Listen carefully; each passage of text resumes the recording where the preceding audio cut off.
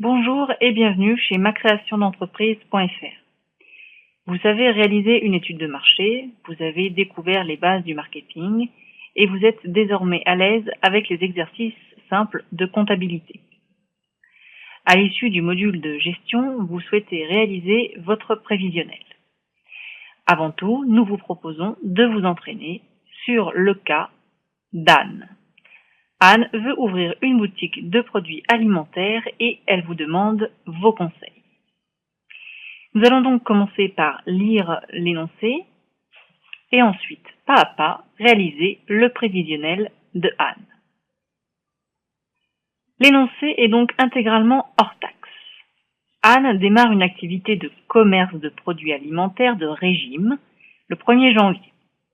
Elle vous livre toutes les informations qu'elle a recueillies, certes un peu dans le désordre, mais elle est un peu perdue et a beaucoup besoin de vous. Elle a besoin d'un stock de 5 000 €. Ici, la valeur du stock est exprimée en valeur d'achat, évidemment. Elle a besoin d'équipements pour 25 000 €. Cela correspond à 10 000 € d'aménagement du local et 15 000 € de mobilier. Elle a besoin de 13 000 € de biens incorporels. Il s'agit ici de son contrat de franchise sur 7 ans. Son bailleur lui a également indiqué qu'elle devait s'acquitter d'une caution de 3 000 €.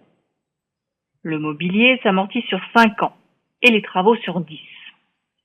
Son loyer est de 1 000 € mensuel, payable trimestriellement terme à échoir. Attention, payable trimestriellement, cela veut donc dire qu'elle paiera chaque échéance 3 000 €, tous les 3 mois. Et terme à échoir, cela signifie qu'elle paiera en avance. A contrario, elle aurait pu avoir un paiement trimestriel terme échu, auquel cas elle aurait payé à la fin du trimestre au lieu du début. Ici, Anne est très clairement dans le cas le plus défavorable. Elle estime ses dépenses d'énergie à 100 € par mois, ses frais de téléphonie et de poste à 1 000 € par an, ses assurances à 500 € par an, payables en 2 échéances, comme c'est souvent le cas. Elle paye son expert comptable 2 000 € par an et elle le paye mensuellement. Elle envisage 8 000 € de publicité sur les 6 premiers mois. Elle prévoit de la documentation pour 500 € par an. Sa banque lui prélève 30 € par mois pour la convention bancaire. Elle peut apporter 5 000 € en capital et 4 000 € en compte courant d'associé. Rappelez-vous, le compte courant d'associé est une possibilité pour l'entrepreneur. Il s'agit, pour un associé, de prêter de l'argent à sa propre société. Ce compte courant d'associé pourra être repris par l'associé à la date de son choix, bien évidemment sans mettre à mal la société. On parle souvent de compte courant d'associé bloqué. Cela signifie que l'associé s'engage à laisser cet argent bloqué sur le compte de la société pendant une durée à indiquer. L'ancien patron de Anne lui verse une subvention d'investissement de 20 000 €. Elle encaisse ses clients tout de suite et paye ses fournisseurs à 30 jours. Les premiers mois lui permettent de développer ses ventes à raison de 30 ventes à 100 € hors taxe. Attention, la TVA est à 5,5 sur la vente de produits alimentaires. Elle réalise un chiffre d'affaires hors taxe de 3 000 € le premier mois. Sa progression envisageable est rapide. Selon le réseau de franchise, elle peut envisager 70 000 € de chiffre d'affaires la première année, 90 000 en deuxième année et 130 000 à terme en vitesse de croisière.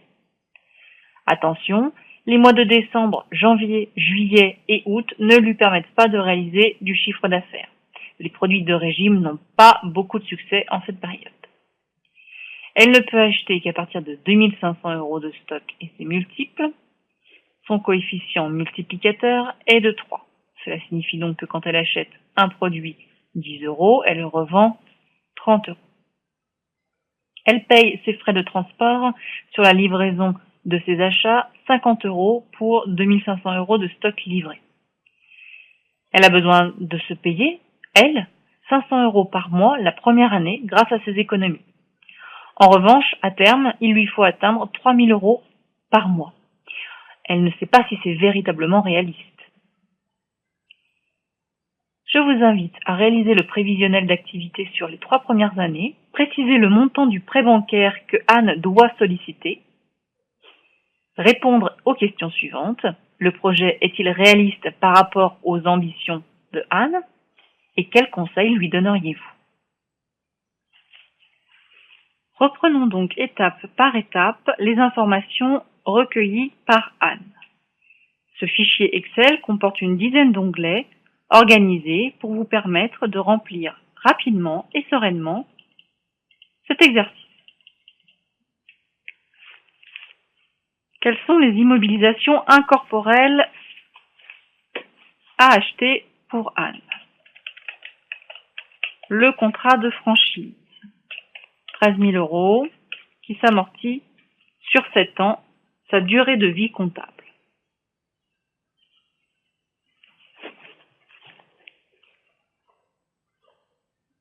Niveau corporel, il y a donc des travaux pour 10 000 € sur 10 ans et du mobilier pour 15 000 € sur 5 ans. Il y a également une caution pour 3 000 €. Mais attention, la caution ne s'amortit pas. En effet, logiquement, vous la récupérez entièrement à l'issue du contrat de bail, sauf à avoir détérioré le local.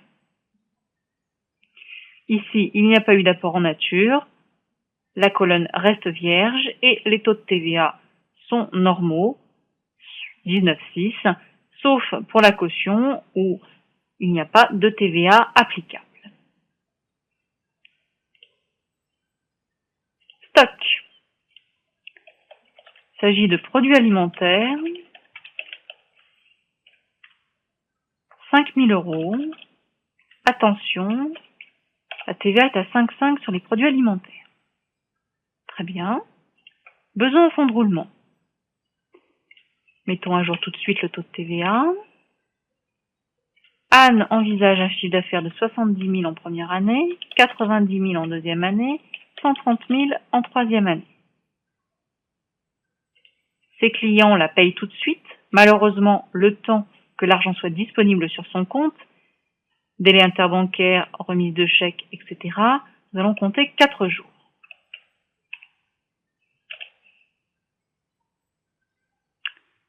Ça veut dire qu'en permanence, Anne a un crédit client compris entre 800 et 1 500 €. Crédit fournisseur. Ses achats représentent non pas 45%, mais 33% de son chiffre d'affaires, puisque son coefficient multiplicateur est de 3. Et elle paye ses fournisseurs à 30 jours. Elle a donc un crédit fournisseur moyen compris entre 2 000 et 3 700 €. Au niveau de la rotation de stock, Anne ne sait pas trop. Après vérification et immersion dans un des magasins du réseau de franchise, elle peut nous répondre et nous confie que le délai moyen constaté est de maximum 15 jours. Anne a bien compris que la gestion de stock est un point crucial et qu'il faut toujours être au plus tendu. Finalement, le besoin au fonds de roulement de Anne est négatif. C'est intéressant à souligner et c'est assez rare. Cela signifie que Anne n'a pas besoin d'argent d'avance pour tenir le coup le temps que ses clients la règlent, compte tenu du fait qu'elle paye ses fournisseurs longtemps après.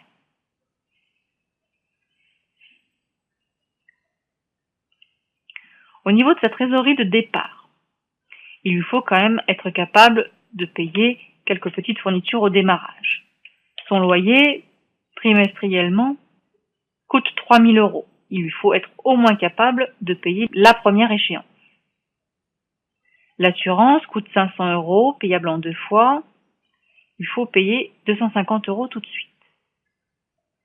Elle envisage 8 000 € de publicité et elle nous dit 2 000 € par mois les 2 premiers mois. Elle a conscience que sans publicité, rien ne peut démarrer. Nous comptons donc 2000 euros x 2. Elle a besoin de 500 euros par mois pour elle avec certitude. Et elle a des frais de transport sur sa marchandise de 100 euros pour son stock initial.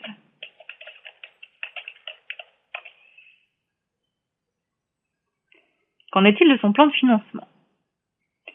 Les éléments que nous avons précédemment cités se sont reportés automatiquement dans les besoins du plan de financement. Au niveau des ressources, Anne nous dit pouvoir apporter 5 000 euros en capital, 4 000 euros en compte courant d'associé, qu'elle envisage bloqué. Heureusement, son ancien employeur lui accorde une subvention de 20 000 euros. Sur ses besoins, elle a 8 000 euros de besoins liés à la TVA sur le démarrage. Son interlocuteur bancaire lui a dit qu'il lui ferait un crédit relais court terme. Combien lui faut-il en prêt bancaire?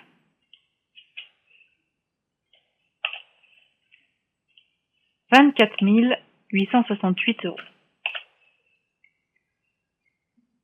À ce stade de notre formation, nous n'entrerons pas dans les détails des aides et des solutions de financement. Toutefois, ici, on voit que le montant d'emprunt sollicité correspond, à peu de choses près, à l'investissement corporel que Anne doit réaliser. C'est une bonne chose. Anne rencontrera moins de difficultés à sélectionner son partenaire bancaire. Compte de résultat. Chiffre d'affaires.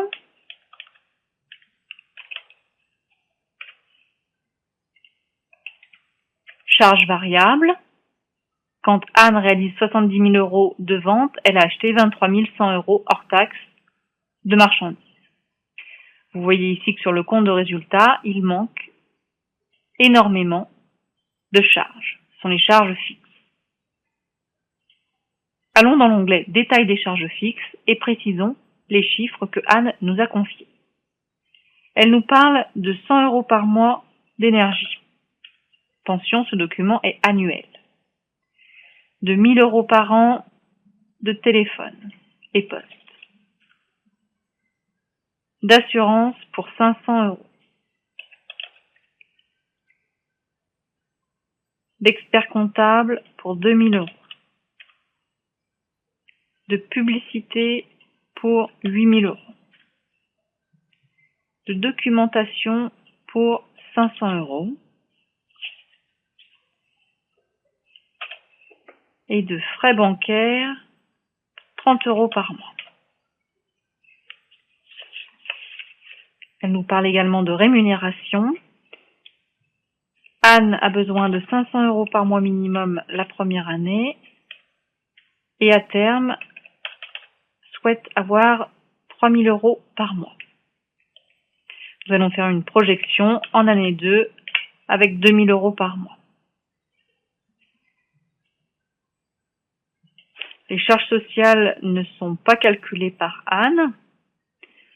Anne a un statut de commerçant. À ce titre, les charges sociales exigibles sont de 42% du montant de sa rémunération.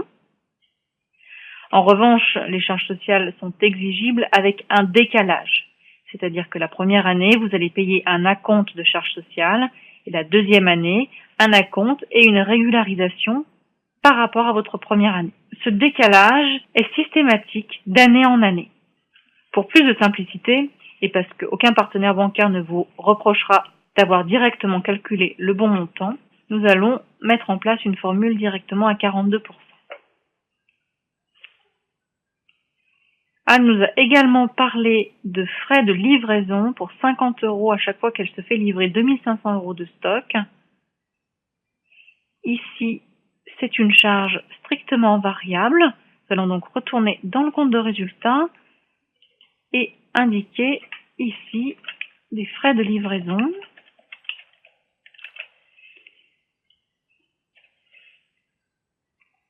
Et donc, on prend le montant des achats, on le divise par 2500 euros et on le multiplie par 50 euros, le montant à payer à chaque fois. Et nous avons donc le montant des frais de livraison. Voilà, nous avons complété selon toutes les informations que Anne a récoltées. En revanche, attention, dans le plan de financement, nous avons indiqué un prêt de 24 868 €, mais nous ne l'avons pas encore remboursé. Nous allons donc aller dans l'onglet Emprunt, indiquer le montant du prêt, une durée de prêt réaliste. Ici, Anne a un prêt qui correspond à un financement de travaux sur 10 ans et à du mobilier sur 5 ans, donc on peut envisager que le prêt soit sur 7 ans de manière assez réaliste. Cela veut dire que le paiement mensuel sera de 339 € pour Anne, ce qui comprend chaque mois des intérêts et du capital. Le montant des intérêts est une charge et a dû se reporter automatiquement dans le compte de résultat. Vous voyez ici, la somme des intérêts dus chaque année est calculée. On nous demande de réaliser le prévisionnel de Anne. Compte tenu des éléments que Anne nous a donnés, on a ici un prévisionnel et on a donc un résultat même positif. 14 000 € pour la première année. N'y aurait-il pas des charges que nous aurions oubliées? J'ai bien peur que oui. N'oublions pas d'indiquer le local dans les charges annuelles. Le compte de résultat de Anne laisse donc apparaître un résultat positif pour la première année, mais malheureusement négatif les années suivantes. Que peut-on dire? Le projet est-il réaliste par rapport à ses ambitions et quels conseils peut-on lui donner?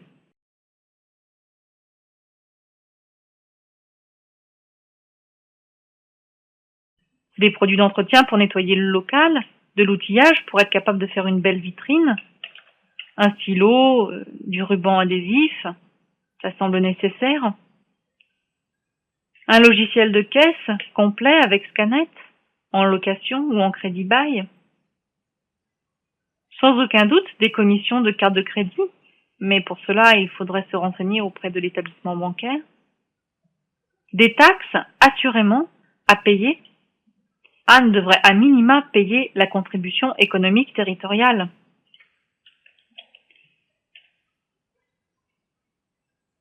Après simulation sur le site de impôts.gouv, elle arrive à ces estimations-là.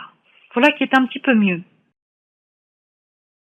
La première année, si Anne veut réussir, il lui faut au moins réaliser un chiffre d'affaires de 64 000 €.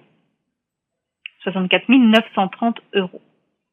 La deuxième année, compte tenu des charges que nous avons citées et de la rémunération de Anne qui a bien augmenté, il lui faut au moins réaliser 106 000 €. Et la troisième année, il lui faut envisager au moins 136 000 €.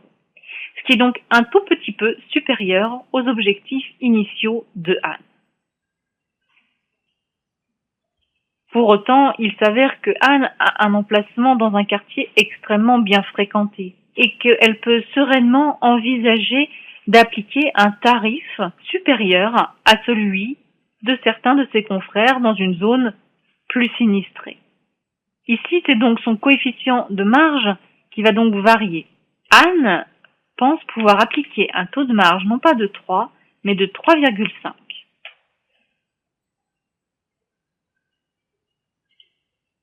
Son seuil de rentabilité évolue grandement.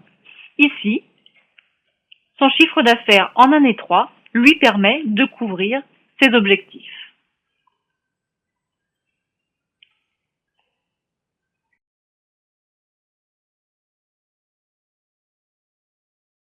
Dans ce tableau,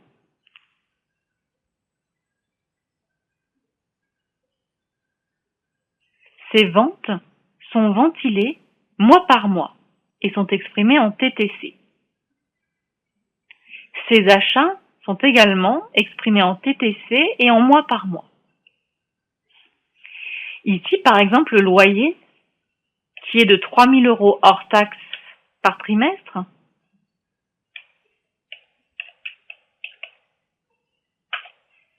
correspond donc à un loyer de 3 588 € TTC le premier mois et 3 588 dans 3 mois.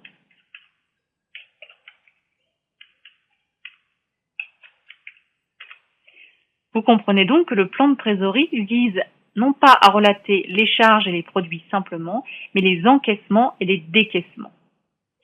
Chaque ligne doit donc être traitée avec minutie afin de vérifier que le solde général est toujours positif. Le solde général du plan de trésorerie correspond à la position bancaire envisagée, c'est-à-dire le solde de votre compte chaque mois. Attention, 17% des entreprises cessent leur activité avant la première année parce qu'elles se retrouvent en situation de découvert non autorisé.